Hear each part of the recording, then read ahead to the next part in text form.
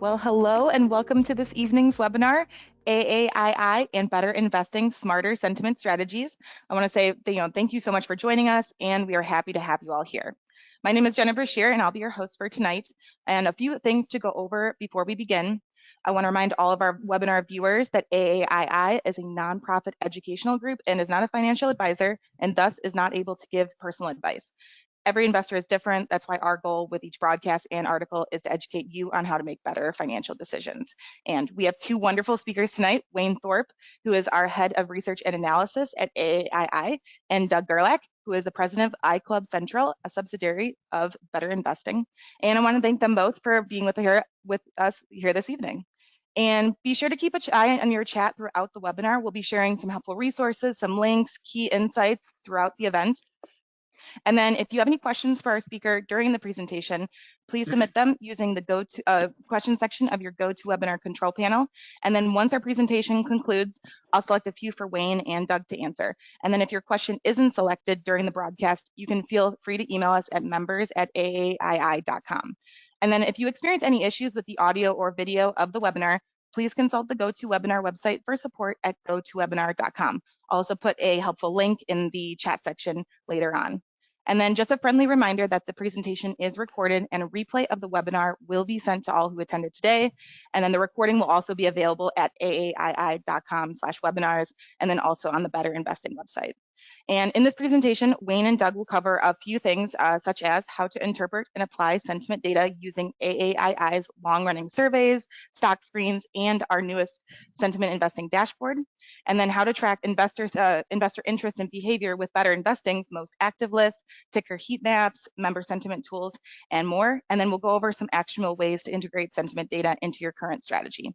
And then, of course, we love our webinars being interactive. So after our presentation, we'll host a live Q&A, including two special promos from AAII and Better Investing. So please make sure to stay for the entire broadcast. And with that, I'd like to hand over the presentation to Wayne to kick us off. Thank you, Jenna. Good evening, everyone. I'm Wayne Thorp, Head of Research and Analysis at AAII. Tonight, I'll share with you one of the most powerful yet misunderstood tools in investing, investor sentiment. But more importantly, I want to show you how the game has fundamentally changed and why the old rules may not apply. For the next 20 minutes or so, we'll explore how measuring the collective mood of investors can provide crucial market insights. We'll examine AAII's nearly 40-year history of tracking investor sentiment, look at what extreme readings have meant historically, and most critically, discuss why sentiment patterns since 2020 suggest we may be in an entirely new market regime. Whether you're a seasoned investor or just starting out, understanding sentiment will help you avoid the herd mentality that destroys wealth and recognize opportunities when others are paralyzed by fear or blinded by greed. So here's the roadmap for my segment tonight. We'll start with the fundamentals, what investor sentiment actually measures and why it works as a contrarian indicator. Then I'll introduce you to AAII's Investor Sentiment Survey, the longest running measure of individual investor psychology. We'll examine historical sentiment extremes and the relationship to market performance. Some of these examples will be familiar to you, others may surprise you. I'll also showcase our new sentiment investing platform and demonstrate how our most followed stock screens reflect changing investor preferences. Now, I have a lot of material to go through, arguably could last probably half a day, so I'm going to move rather quickly. We are going to take questions at the end, but you can also reach me at Wayne, W-A-Y-N-E, at AAII.com with any follow-up thoughts or questions. So let's start with the basics. Sentiment describes a collective of emotions, opinions, and attitudes of investors at a specific point in time. Think of it as the market's mood ring. It doesn't predict the future, but it reveals the present state of investor psychology. So why should we care? Well, because in the short run, emotions drive prices just as much as fundamentals, if not more. We've all seen it, stocks soaring on hope or crashing on fear, often disconnected from actual business performance. But here's the key insight.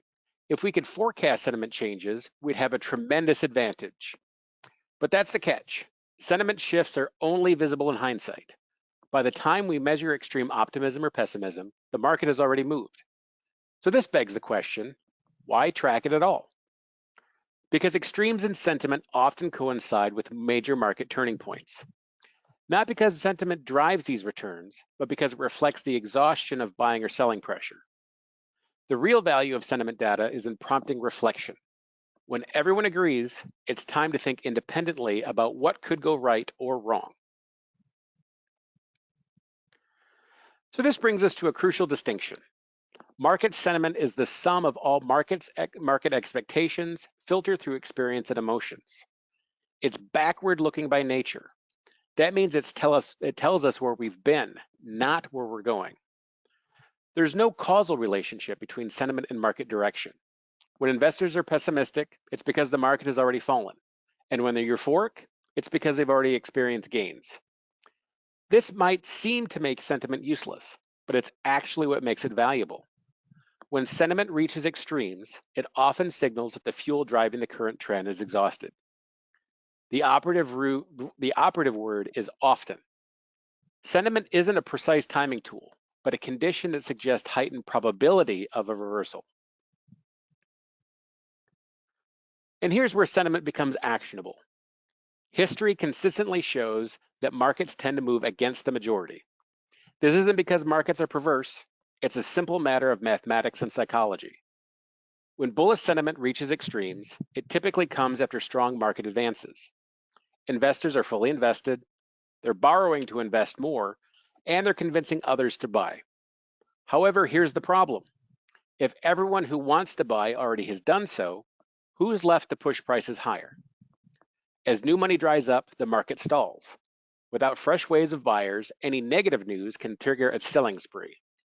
And because everyone's fully invested, they have no dry powder to buy the dip.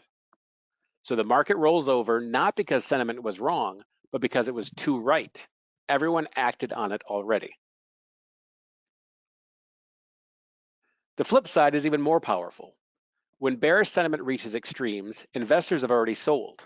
They've moved into cash, are hiding in bonds, or hoarding gold. The selling pressure that drove markets lower has exhausted itself. So here's the beautiful part. Unlike bulls who've run out of money, bears sitting in cash have tremendous potential buying power. They don't need new money. They need a reason to deploy what they already have. Eventually, valuations become too attractive to ignore.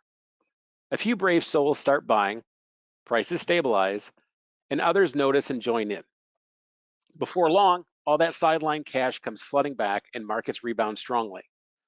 The pessimists had the right instinct to protect capital, but they mistimed their entry. This is a classic behavioral error that the data indicates we can exploit. So now let me introduce you to the AAII Investor Sentiment Survey. We've been asking the same simple question every week since July 1987.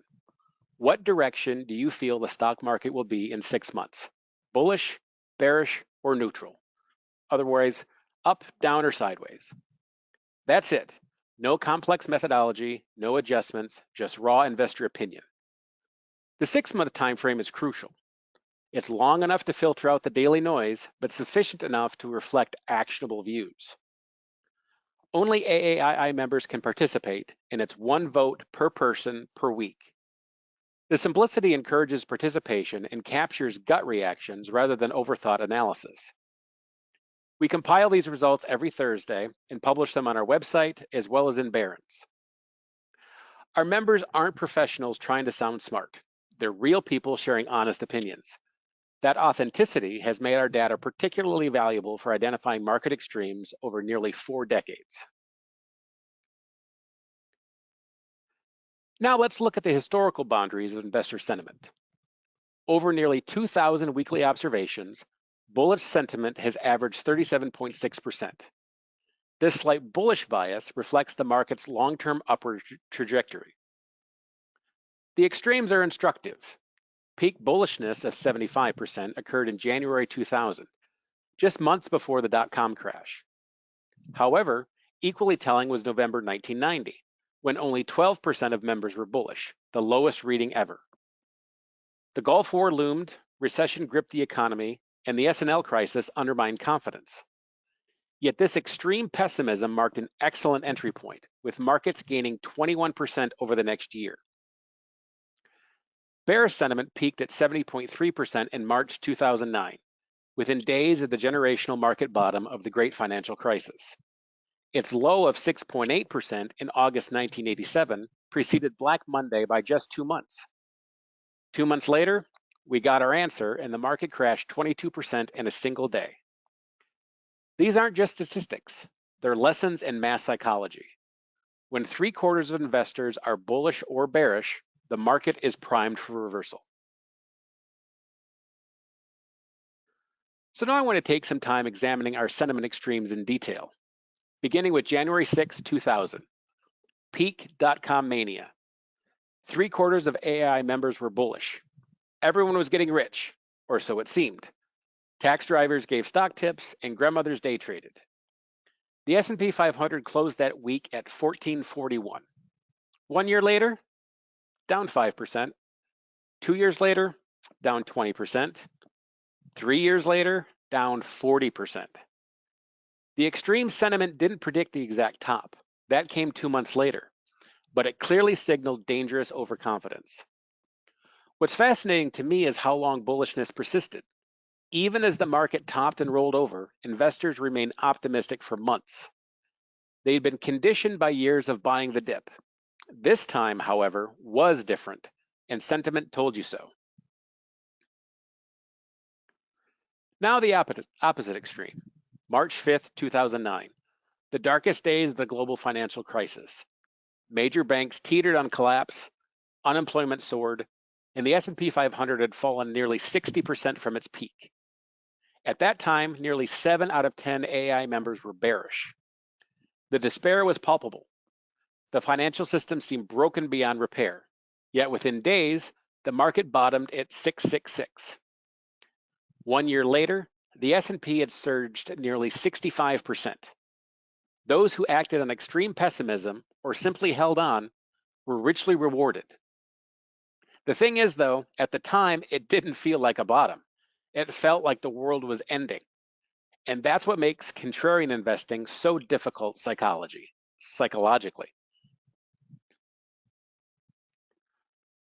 Let's dig a little deeper into the statistics of extreme sentiment. Bullish readings, three or more standard deviations above average, are extraordinarily rare.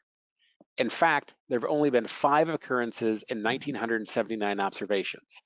That's 0.25% of the time. When everyone's that optimistic, it's noteworthy.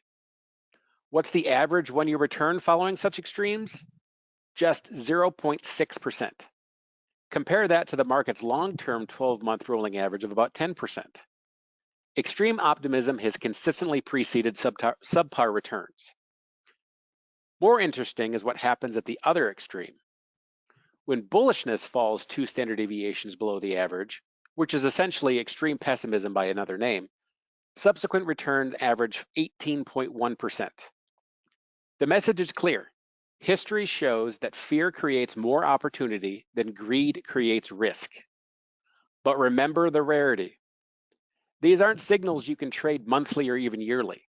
They're generational opportunities and warnings that require patience to exploit. Extreme bearish sentiment tells an even more dramatic story. Readings 3 standard deviations above average, and remember, high bearishness is bad sentiment, produced average 1-year returns of 24.5%. That's nearly 2.5 times the normal market returns. The last occurrence was September 2022, during the inflation scare. The market has since rallied strongly, validating the contrarian signal once again. What's remarkable is the consistency. Almost every extreme bearish reading has preceded strong returns. The opposite extreme, very low bearishness, which can also signal complacency, shows average 1-year returns of -7%. But these signals are also equally rare, occurring just 12 times since 1987. The bottom line, when no one's worried, worry. The asymmetry is crucial for investors. Extreme fear reliably signals opportunity. Extreme complacency sometimes signals danger. So when in doubt, bet on fear exhausting itself rather than euphoria persisting. Now I want to address something truly fascinating that I came across as I was putting together this presentation. We haven't seen bullish sentiment amongst our members exceed 55% in over 4 years. Let's put that in perspective. Over the 1900-week history of the AAII Investor Sentiment Survey, we're in the longest streak without euphoric readings in the survey's history. Is this a statistical anomaly, or does it represent a fundamental shift in investor psychology? Reflect on what we've experienced in the last 20 years. You have the 2008 financial crisis that shattered trust in our financial system, followed by the longest bull market in history, which has been called the most hated bull market in history. Then we had COVID-19, which fused health and financial anxieties in unprecedented ways. The traditional contrarian playbook says we should see euphoria at market tops. But what if investors have been so scarred by repeated crises that they've lost the capacity for true euphoria? What if 50 to 55% bullishness is now the extreme? Let's look at the data. 77 of 99 extreme sentiment readings, more than 3/4, occurred between 2000 and 2009. That decade, marked by the dot-com crash and global financial crisis, that may have been the anomaly, not today. We may have created a generation of permanently skeptical investors. Now, some may argue that the extreme market concentration of the latest bull market has muted euphoric sentiment. At their peak, the top 10 stocks in the S&P 500 commanded nearly 40% of the index's market capitalization. However, similar market concentration took place during the dot-com era when bullish sentiment hit its all-time high. This seems to confirm that investor sentiment is going through some type of fundamental shift. The potential implications are profound. For investors, this new dynamic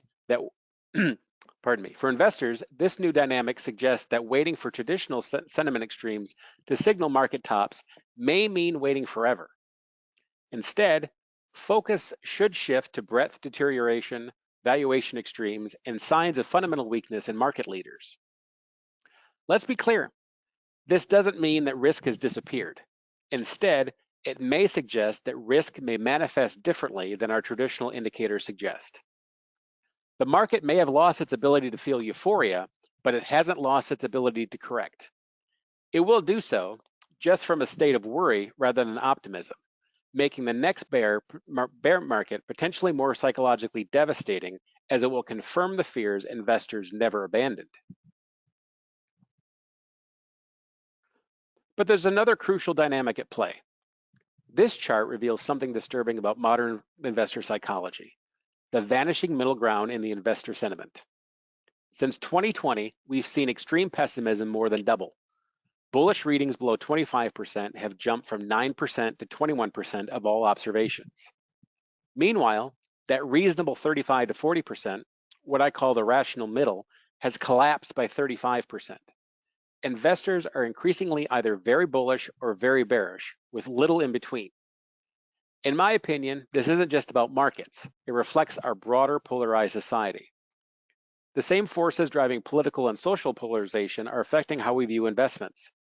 Social media echo chambers, algorithmic news feeds, and tribal thinking have invaded market psychology. The market implications worry me. With fewer moderate voices, sentiment shifts could become more violent.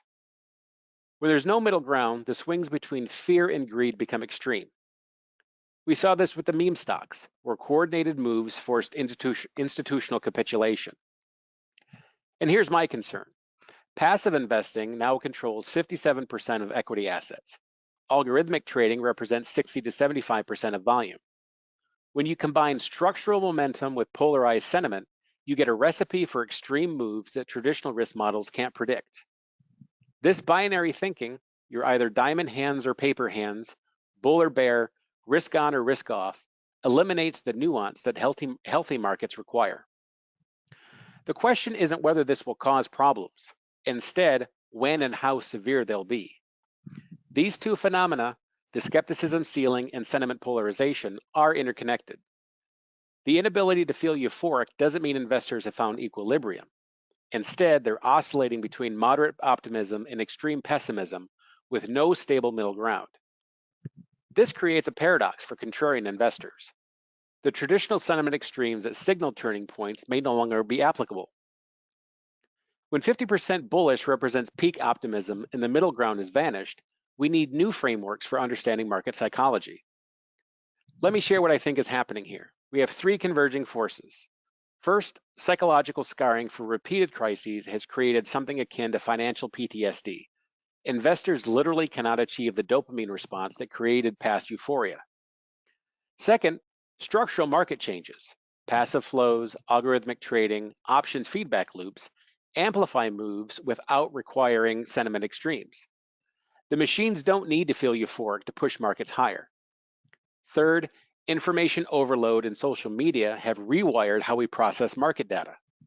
Doom scrolling creates neurological changes that perpetuate negativity. We're chemically addicted to bad news.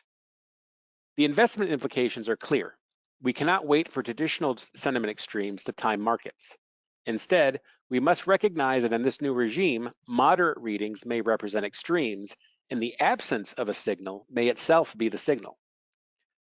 This doesn't invalidate contrarian principles. However, it does require adapting them. When everyone is permanently worried, the contrarian position may be measured optimism. When bullish sentiment can exceed 55%, readings above 50% may warrant caution. Most importantly, with polarized sentiment and hair trigger markets, risk management becomes paramount. The next crisis may not announce itself with euphoric readings. Instead, it may emerge from the collision of moderately positive sentiment with severely negative catalysts, amplified by structural market mechanics that turn stumbles into stampedes. So based on everything I've discussed tonight, I led the creation of AAII Sentiment Investing, a comprehensive platform that goes beyond simple survey results. We combine our proprietary sentiment data with 9 other indicators to create a mosaic of market psychology. We track short interest for crowded trades, yield curves for recession signals, advanced decline ratios for market breadth, and the VIX for option implied volatility.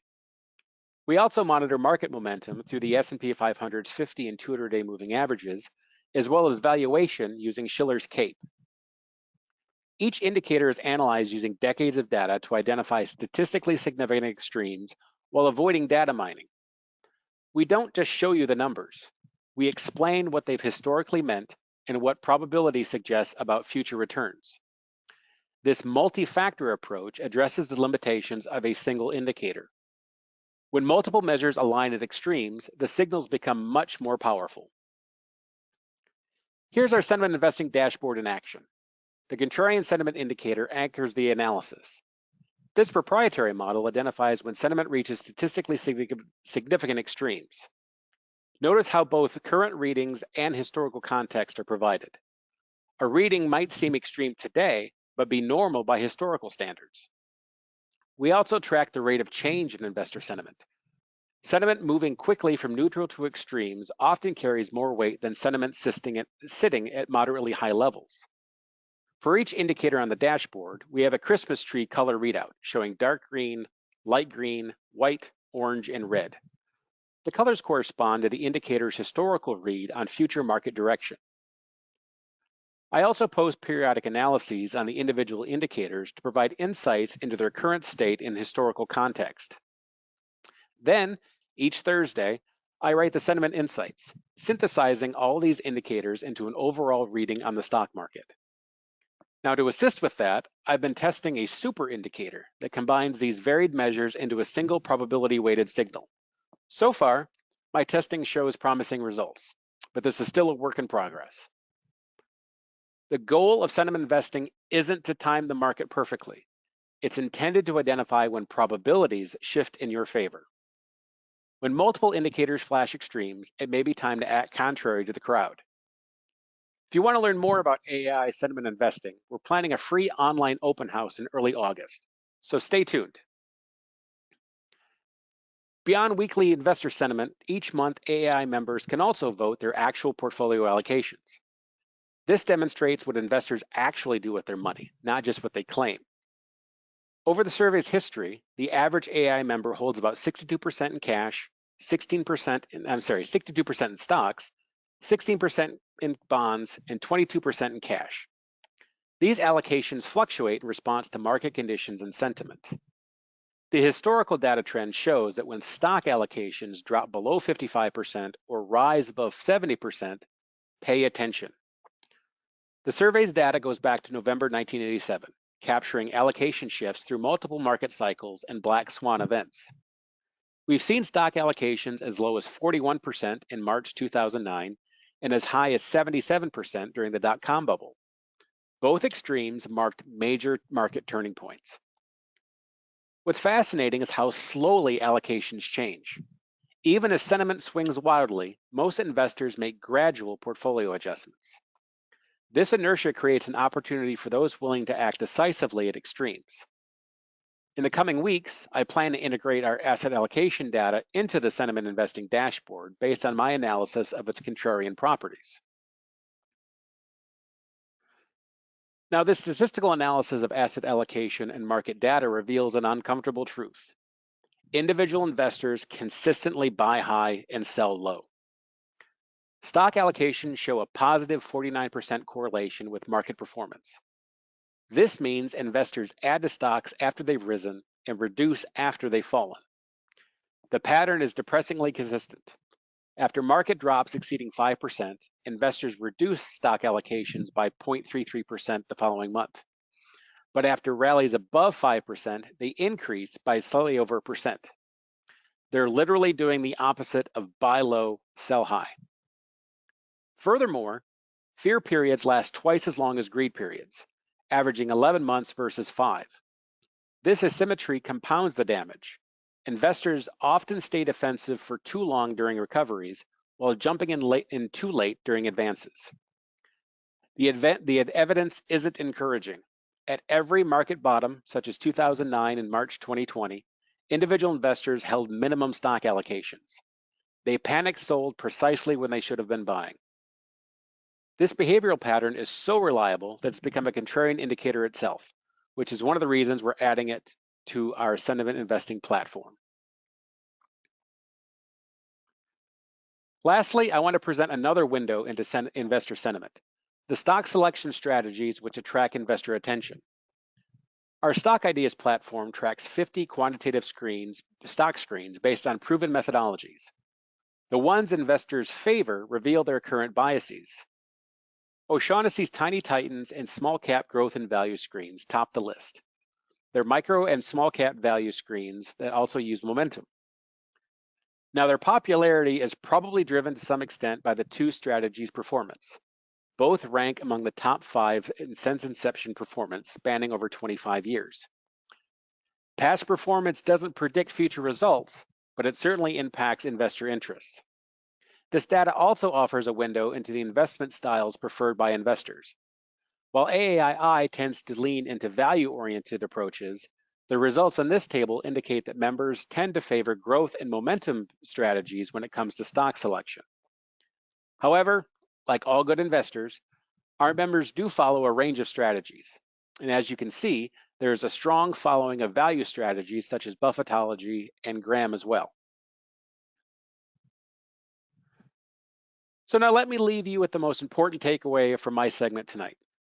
Sentiment data reveals when emotions are driving markets, but it's your plan that prevents those same emotions from driving your decisions.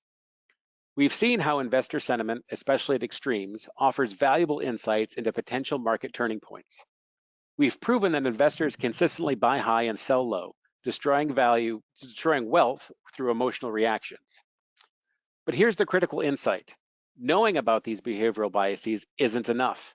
Without a concrete plan, you'll fall into the same traps. Think about March 2009. Bear sentiment hit 70%, the market had crashed 57%, and the world felt like it was ending. Those with a plan acted mechanically.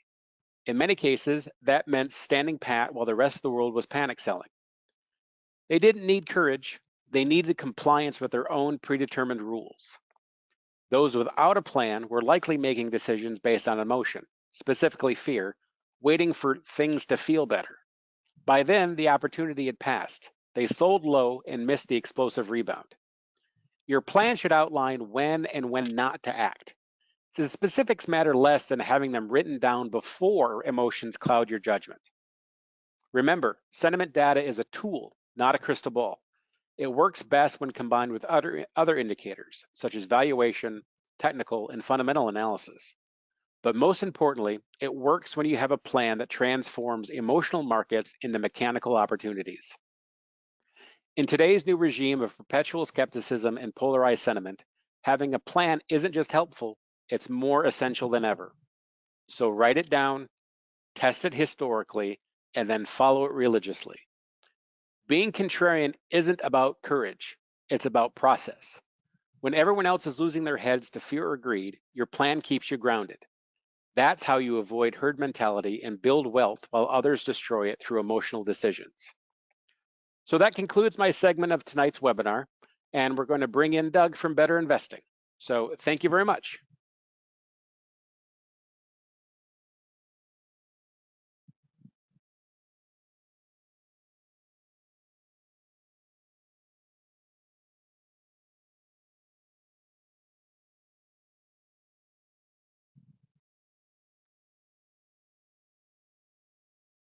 Oh, hi, Doug. I think you might be muted. There we go. Thank you, Jenna. Thank you, Wayne. We're going to take a look now at some of the tools that Better Investing offers that utilize the strength of the community in slightly different ways, perhaps moving from the strategic to the tactical. As a reminder, this is an educational presentation. I will be mentioning some specific companies, but this is only for educational purposes, and we expect that you'll do your own research, conduct your own due diligence about before you make any investment decision. Now, some of you who are familiar with Better Investing know that we love stocks. As founders of the original investment clubs, the organization supporting those, as well as individual members for now nearly 75 years, we've been helping our members to make better decisions about investing in the stock market. And we have increasingly added tools that bring together the knowledge of the community in much the same way that an investment club can be successful by distributing the work and having everybody contribute a little bit to the research of the portfolio. Now we are employing tools that allow all of our members to contribute to a common sense about a particular company or providing insights as a result of their own research. And so those consensus figures, those consensus tools now are a way for members to gain specific knowledge that can aid them in making decisions, as well as providing double checks of users' own judgment about a particular company. Now we're going to talk first about some of the tools that we have available that generate ideas, that provide potential investment candidates for members and for investment clubs. One of these is the most active stocks list, which is available to members in the magazine each month, as well as on the Better Investing website. And what's great about this is that the data is real data based on the investment club members, so we know what they're buying and selling. It's not self-reported, so there is a little bit more sense of accuracy about the stocks that are being bought and sold in the last 8 weeks. You can see the top 8 here, the number of buys and the number of sells. And of course, you can imagine that often the most active stocks that are being bought and sold by members are the mega caps, the large caps, the very popular companies. But we can continue to drill down. We have one feature in the magazine, the bubbling under list, which is a spotlight on one of the stocks that are making a bigger move on the list. It's published in the magazine with perhaps a little bit of context around it, and it gives you a sense of why our members might be looking at this particular company this month. It's United Health Group, which obviously has off its peak high prices for a number of reasons: cyber attack, pressure from regulation and the potential of increased regulation, the murder of an executive, failure to meet their guidance, all sorts of potential problems. And as Wayne pointed out, as a contrarian indicator, sometimes that can be a powerful mover. So we've got sellers outpacing buyers, right? Or buyers are outpacing sellers for United Health Group recently. So once again, an idea for you to consider. One of the big things that the organization's been doing for many years is an annual tabulation of the Better Investing Top 100. These are the top 100 companies held by our members. It's published every year in April as of the close of the prior year. We also produce the top 200 companies number 101 to 200 on that list. And so this is, as you might imagine, a mega cap and large cap weighted listing of companies, but it is also the basis for the Better Investing 100 index, which is tracked externally on a daily basis. It's rebalanced annually, and you can see the performance of that. We call it BIX, and there is a total return version as well. If you're interested in the top 100, we have a screening tool called My Stock Prospector that actually has the top 100 as a predefined criteria. So that allows you to drill down and sort the companies by total revenue or by earnings per share, historical growth, or any number of other factors. And that is also an interesting way of looking at the holdings of our members. Here is just the top 20 or 30 or so of the top 100 in the current year.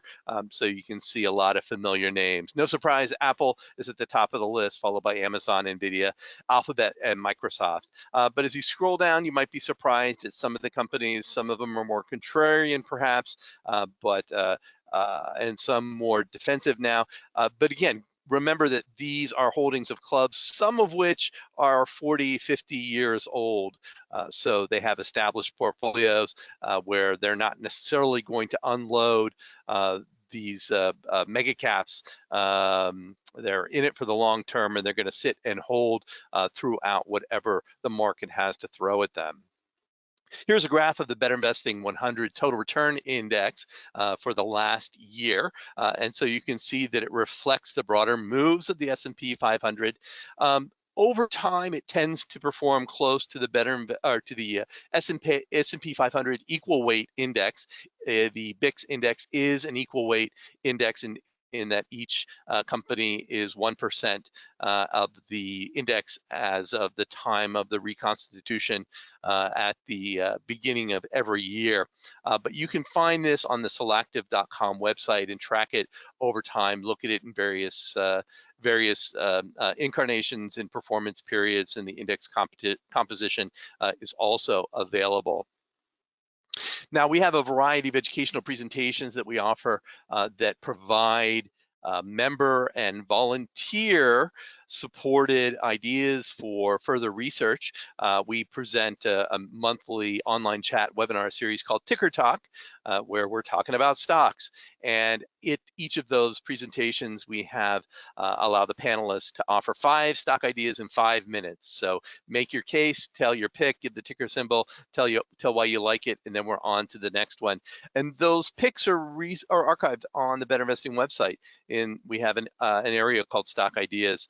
And so these are, again, as you look at this list, you'll see not a lot of familiar names, not a lot of the large cap, mega cap, Magnificent Seven style. You'll see more mid-sized and smaller companies because the members and volunteers are kind of digging down into the market, looking for opportunities beyond the large cap stocks and what might be the next big winners. So there are some very interesting companies here. Some of these are being tracked by some of our newsletters like the Investor Advisory Service and the Small Cap Informer, but these give you a sense of what community members are considering.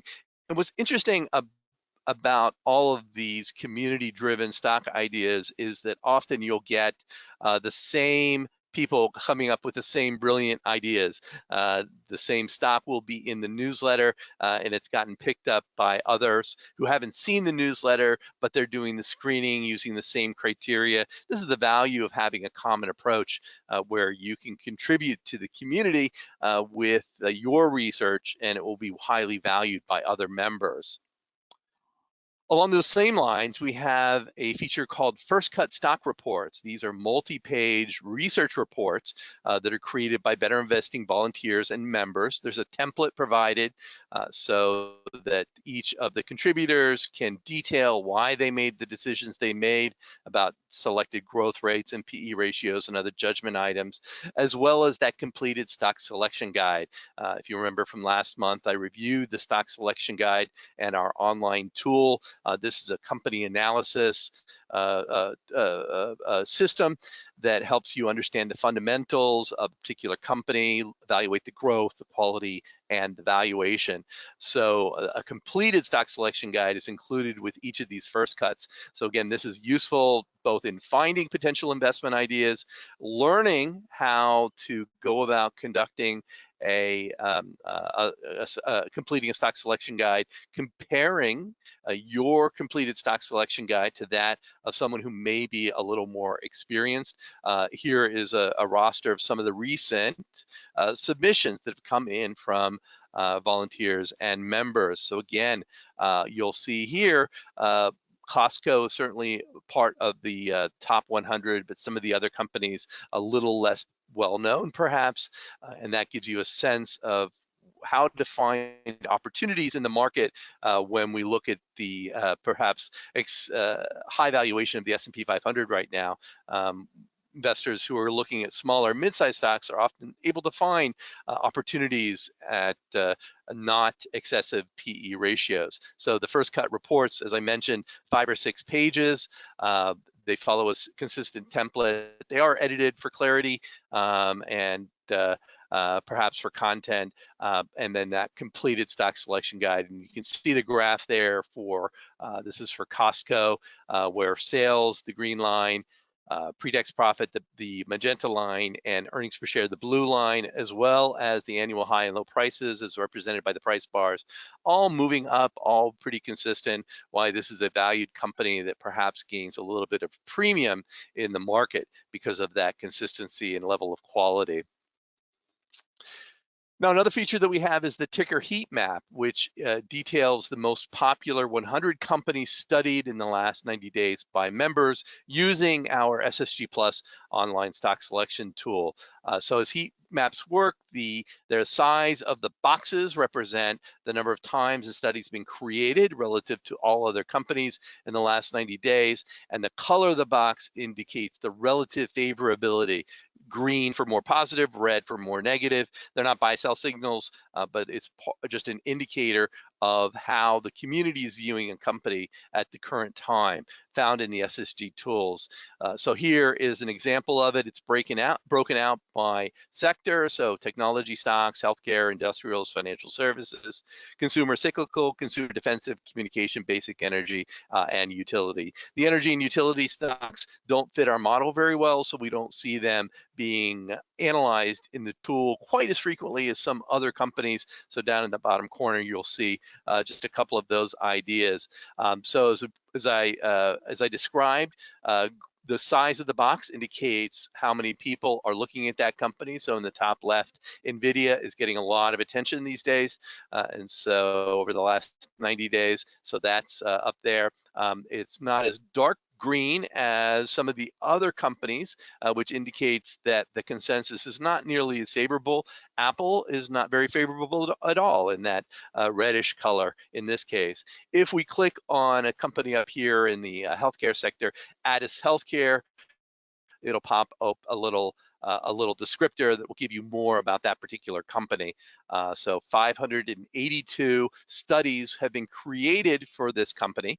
The historical sales of this company over the last up to 10 years, 15.4%, historical earnings growth, 18.9%. This is an Illinois-based home healthcare organizations. So obviously, if you want to be a little contrarian, if you're thinking about everything that's going on in Washington and custom Medicare and Medicaid, you might expect that this stock would be sold off a little, which could push it into an undervalued, slightly undervalued situation.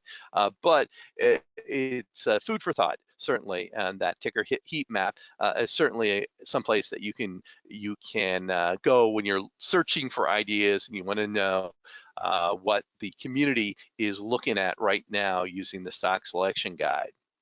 So those are great tools for finding ideas, which is one of the key questions that beginners and new members want to know.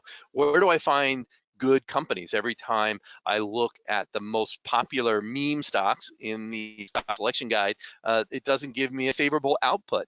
And that's true. Our model is very specific at looking at consistency of growth over time and profitability and solid margins and all of those good things, but we don't want to overpay.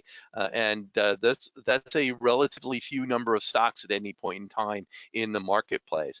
But once you have a stock, once you've analyzed it using the tools, then we have some additional sentiment tools that can help you to round out your research, bring in a second opinion, understand how the community is viewing a particular company.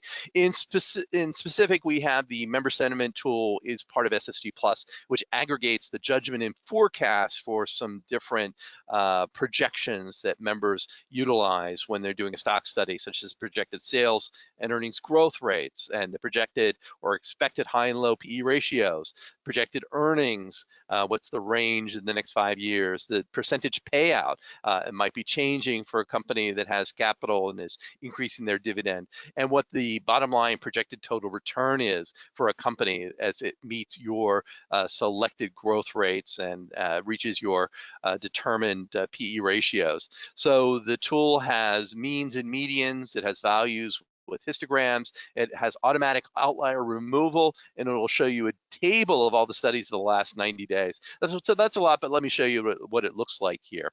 There's a sentiment tab at the top. Here we are at United Healthcare, wanted to understand a little bit more. What do members like about this right now that it's popping up, bubbling under on our most active list? So over here, I've clicked on total return. So from the current price, our members are looking at total return at a mean of 22% a year. The median is 22.5%. You see the histogram on the right there, giving you the various ranges of total return. You can see some details on the standard deviation, the number of outliers, studies removed, the total number of studies. So in this case, 219 after removing 92 outliers. So that gives us a real sense of a strong following for this particular company. At the bottom, there is a table that can be sorted, and you can look at each individual anonymous selection of what growth rates people are using, how optimistic or pessimistic are they. And so this has become part of that process. A lot of clubs and want to know what's the sentiment for stocks that we're following, what's the sentiment for this stock that we're considering, what does the community have to say about this particular company. And that is one of the benefits of being in an organization that supports individual investors. And then finally, there's another tool, the SSG notes. When you conduct a stock study, you can add personal notes, which is very useful. Where did you find the idea? What's the additional information that you came up in your research that you wanted to remember? Because if you're, if you're like me, a week after you buy a stock, you've already forgotten half of what you learned about it. So the notes field can be very useful. But one of the advantages of having an online distributed tool is that you can make your notes viewable by other users by marking them as community notes. And you can see other members' community notes. And there's also staff notes that will show you if there are data adjustments, fiscal year changes, if there's a merger or something that may have impacted historical data. The staff can make individual company notes as well. So there's a notes tab here. If you and you can see in this case there are 7 notes. in this, we're showing here the community notes, my notes, and staff notes. They're all color coded. And you can read back in May, this first individual says that they can rate it no longer than a hold, explain some of their rationale behind it. Down below it, the second person says this looks to be a little expensive. And so once again, it's always good to have your opinions challenged. This is not a popularity contest. You want to stick to your discipline. And so sometimes having that additional external input can give you pause and make you consider that you're not just glossing over some of the details because of your drive to and desire to find the next big 4-bagger or 10-bagger in your stock research. So those are some of the tools that we have at Better Investing that we offer for our community members to give them a sense of the sentiment about particular companies and suggestions for stocks to study based on the research of all of our members. We're happy to welcome any questions now. Jenna, I'll turn it back over to you. Excellent. Thank you so much. Let's take a look at some of the questions. I know a lot came in, so thank you so much for participating. We really appreciate it. Sending all your questions in. And then if we don't answer it here today, because we do have a short amount of time, please email members@AAII.com for any AAII questions. If they're specific to sentiment, you can email Wayne@AAII.com. And then if you would like anything to do with Better Investing or Doug's presentation, you can also, I put this in the chat earlier, you can email service@betterinvesting.org. But let me take a quick look. Okay, let's see. First question, I think this is directed to Wayne. So how do you suggest investors use sentiment data during very short downturns or volatility like we saw last April? I mean, I think overall, the way that you'd really use sentiment is, again, I view it's more of a lens. It's not a crystal ball. And so if nothing else, it helps you recalibrate expectations. I think that's ultimately the biggest use of it, because as we've shown, as some of the slides that I showed, it's very good at identifying when the market is at a top, not so good as identifying when it's actually either going to roll over or when it's bottoming out. So I think that for individual investors, I think when you start seeing either asset allocation or sentiment hitting those extremes that historically have marked either market bottoms or market tops, that's when you really need to start paying close attention and probably start recalibrating expectations. If you're seeing sentiment hitting levels that historically has shown a market top, and your expectation is for the market to keep going up, you might need to temper those expectations and start potentially making some tactical moves to your portfolio. But I think ultimately that's the best way that you use sentiment. Is, again, it's not a precise tool, but history has shown that if you ignore it, you're doing so at your own peril. That makes sense. And let's take a look. We had a couple questions for you, Doug, as far as, it's kind of a two-parter, but how should a beginner use the bubbling under or first cut list? And then also kind of to tag along with that, where can you find the bubbling under and first cut lists on the Better Investing website? Those are member features, so you'll have to log in, and then at the menu at the top, there is an option for stock ideas, I believe it's called, and that's where you'll find most of those features. On the handout, there are links that will take you directly to those particular features if you are members. That'll help you to log in and find them there. As I mentioned, for beginners, the first cut stock reports are great tools for learning what the process is really all about. Yes, it's a paper form. as initially conceived the stock selection guide, and it has spaces that you fill in, right? Math that is done for you. But the real part of investing and investing decision making and research is, what is your assessment of a company's prospects? What do you believe it can realistically achieve? And when formulating that answer for yourself, you might incorporate analyst estimates. For instance, you might incorporate company guidance. You might incorporate buy side or sell side research that you are able to access. But this is another tool that can augment that toolbox and provide you with, again, some other input from more experienced, perhaps, members who are saying, yeah, this particular company, this is why I chose this growth rate. Here are my data points. And so it's very illuminating, I think, in that way. If you sit down and just walk through the tutorial on the website about using the stock selection guide, yeah, it'll explain it all to you, but until you actually sit down and find a company and go through the process yourself, then you're going to really learn how the tool works and how to make better decisions for your own portfolio. Excellent, excellent.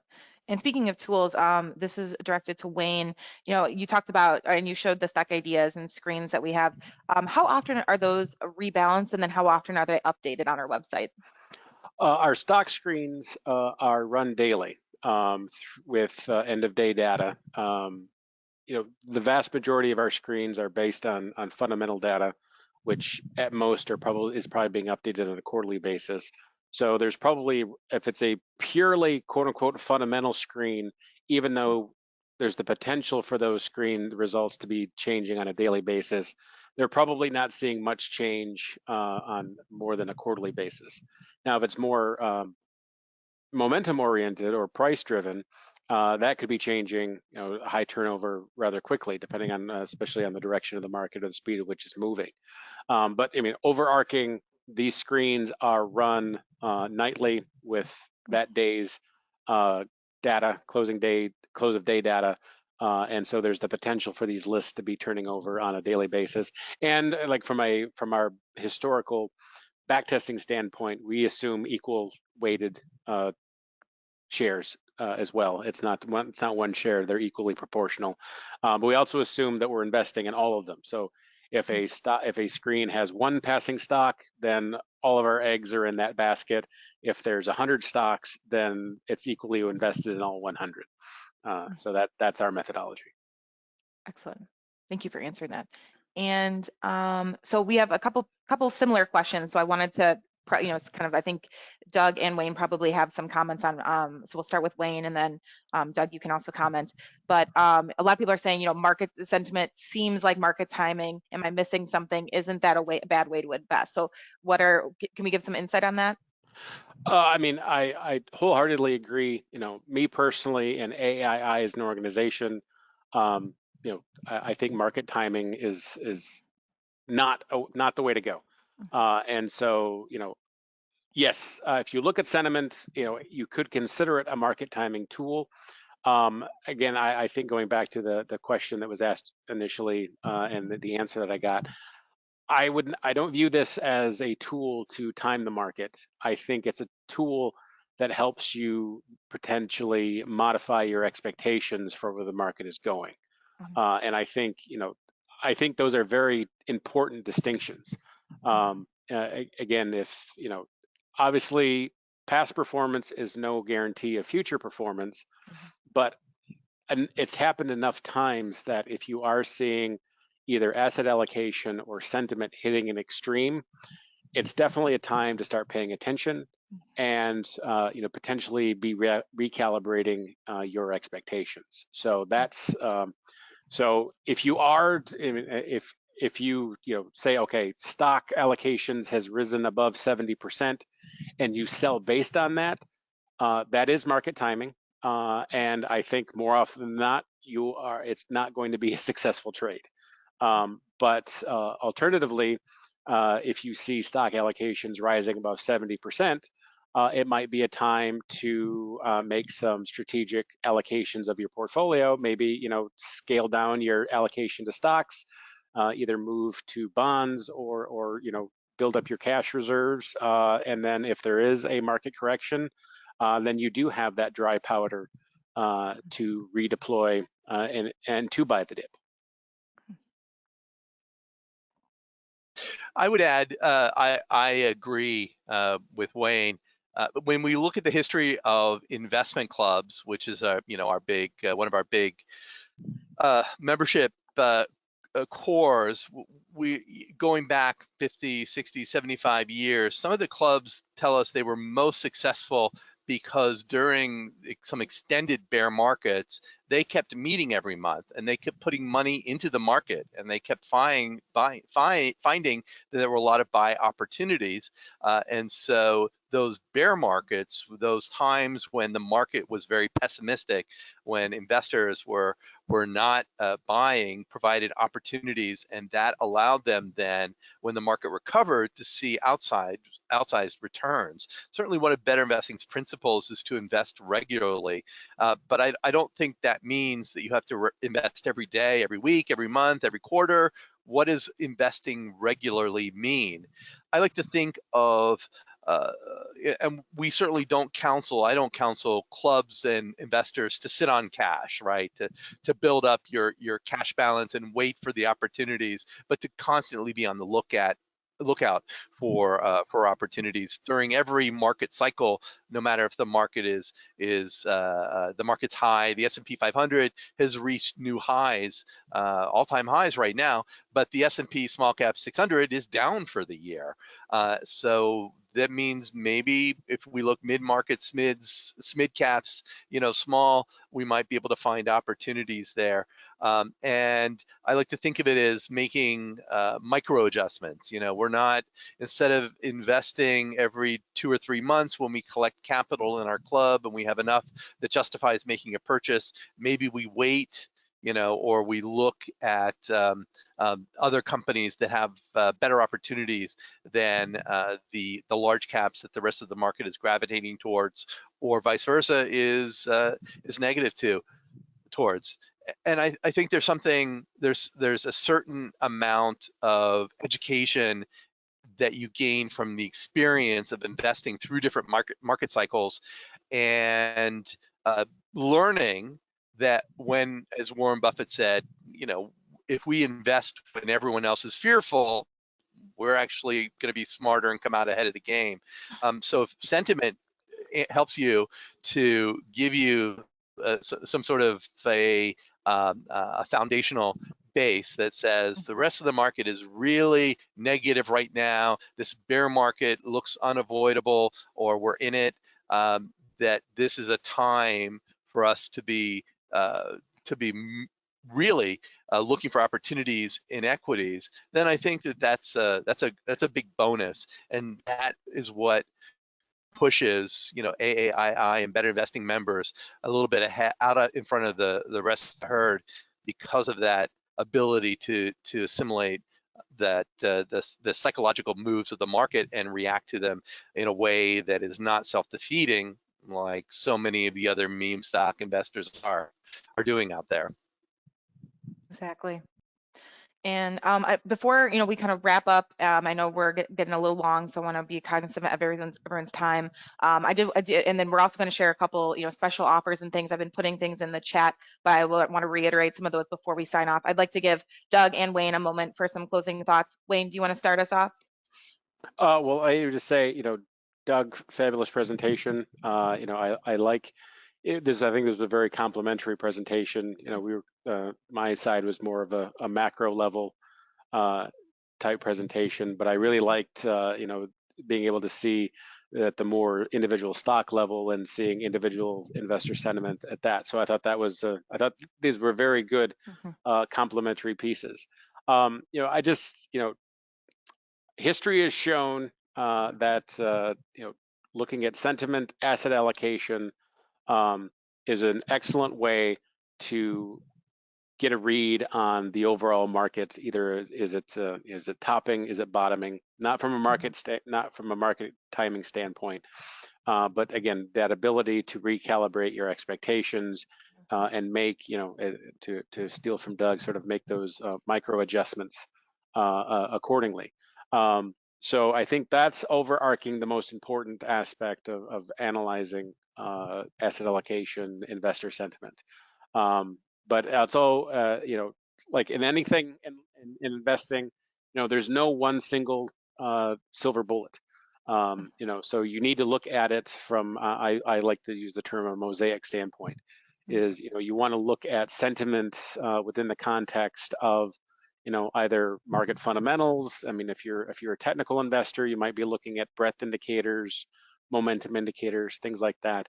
But the key is if this is not something you're acting on in isolation, it's one piece of a broader puzzle. And so I think that if there's one thing to walk away from tonight is, this is a way to get a read if the market might be at a market top or market bottom. It still might be months away. And once it rolls over, it still might take months or even years for that rollover or rebound to play out. But at the same point in time, it's an added tool in your toolbox to give you that slight leg up on others that aren't paying attention to this. So I think that's the best way to use it. But again, I want to also pass over to Doug. But Doug, thank you for joining tonight, and I learned a lot from your presentation. So thank you very much. Yeah, thank you, Wayne. I think my take on the sentiment tools, one of the common questions that you probably get, and that those of us who work for Better Investing in AAII and in the financial services industry, people want to know, why is the market behaving the way that it's behaving? And we can never fully answer that question, but the sentiment tools that you've demonstrated, I think, can tell you, well, we don't know exactly. The reason why people are behaving the way they are is reflected in the assessment of the member sentiment, right? It still doesn't tell you why each person who thinks the market is, why each person who's bullish and who's bearish, what their reasons are for it. But it gives you a sense of a lot of people are thinking along a particular line at one point or another. And that's that kind of insight that kind of overlays the decisions that we make. Whenever we invest in an individual stock, we're investing because of an assessment of what we think the popularity of that stock should be, because we're purchasing it when we think it's undervalued. And undervalued is simply another way of saying this stock is not as popular as other companies that are gaining more investor interest. And once you start thinking about PE ratios as a measure of popularity as opposed to a mathematical ratio, I think you gain insights into the analysis of individual stocks, and by transference then into the broader market. When you look at the PE ratios of the S&P 500 and you look at the trend over time, that's one of the things that I track is looking at the PE of the S&P over the course of decades, and is it rising, is it going up, and what does that tell us? Well, that tells us that people are very, very bullish, obviously, that they're willing to pay multiples more than they were 10, 20 years ago, or during market downturns when they become pessimistic. So there's a lot of good ground to be mined with sentiment tools and with understanding the sentiment of the market and the sentiment of individual investors, I think, that can help anyone improve, even if it's those tiny adjustments, or answering that question, why is this stock going up, why is that stock going down? And it comes all back around to investors are humans, and humans do weird things. We can quantify them even if we don't understand them. Well, thank you. That's a great answer. And I want to thank Doug and Wayne for their fantastic in-depth presentations. And then, like I said, I have a few things to kind of, go over before we wrap up. First off, thank you so much to everyone who participated in our question section, who joined tonight. We loved having you. And then, if you have any questions about AAI's tools or services, Like I said, feel free to email us at members@aai.com, or if they're specific to sentiment, you can email wayne@aai.com. And then you can also call us at 312-676-4307, and that's Monday through Friday, 8:30 a.m. to 5 p.m. Central Time. And then if you, on the other side, if you have any questions for Better Investing or specifically on Doug's presentation, please direct your questions to service@betterinvesting.org, or you can call 877-275-6242. And then now for our, I just want to go over our two kind of exclusive attendee offers that we're offering tonight. Is you can save over $100 on our newest offering, AAII Sentiment Investing, which launched this July. And this includes access to our powerful new dashboard, weekly insights, and commentary from Wayne. Plus, you get full AAII membership benefits as well. And if you'd like to redeem this special attendee offer, you can visit AAII.com/betterinvesting. And then Better Investing is also extending a special promo on their side to their membership, which is now $99 for the first year, regularly priced at $145. And then if you want to access this deal, please visit betterinvesting.org/AAII, and you can enter the promo code AAII at checkout. And then lastly, this presentation was recorded and a replay will be available at AAII.com/webinars later this week. And then all webinar attendees will receive an email with the link, as well as all the other good resources that we included in the chat, and then also the PDF handouts from Doug and Wayne. And you should receive that email in the next several days. And with that, we wish all of you viewing good health, good fortune, and a great rest of your evening. Thank you so much, and take care. Thank you, Jenna. Thank you. Bye-bye.